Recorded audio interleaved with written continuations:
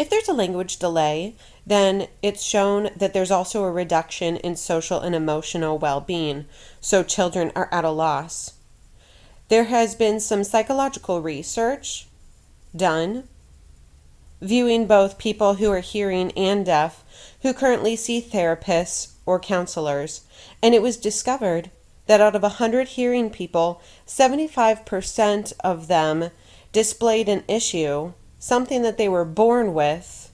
Several of them displayed an issue that was ontogeny based. With the deaf group, only 25% of them were born with this. 75% of them had social interaction issues. And so this is a perfect example of language deprivation, and it shows why emotional and social well-being are so extremely important. So with legislation, education, board of directors, they need to research and read and understand the importance of social and emotional health as well, because it's so very important when a child is being raised. Often people do testing on English through reading. Parents really struggle to understand the importance of bilingualism. Somebody who is bilingual will develop differently than somebody who is monolingual. When only one language is developed and tested, it cannot be compared with the other one. Somebody who's learning two different languages will oftentimes have one language that is stronger and develops faster than the other one, and they can go back and forth throughout the development. It can depend on the use and experience of each individual, so you have to look at each language.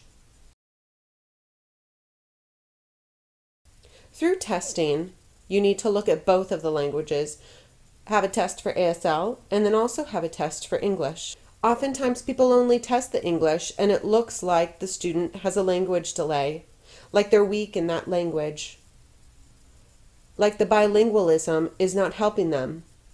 But that's when you need to also do a test on the ASL, because then you can see a reverse. Potentially the ASL is developing much faster than the English. So look at both of the languages so you can see the rate of speed at which the languages are being learned. Years ago, when we started our work on language research, it was a long time ago, I think 2003, we started doing our analysis and research about VL2. Are you familiar with VL2? It stands for Visual Language Learner, VL2. Gallaudet received a huge grant to do an excessive amount of research and gathered information about VL2. It shows that a child's brain can learn more through the multiple languages that they learn. If they learn both speech and sign language, their brain can absorb more information, and they are equal languages. So it's really fascinating to see a child who learns speech and lip reading and also learns sign language, how their brain absorbs both.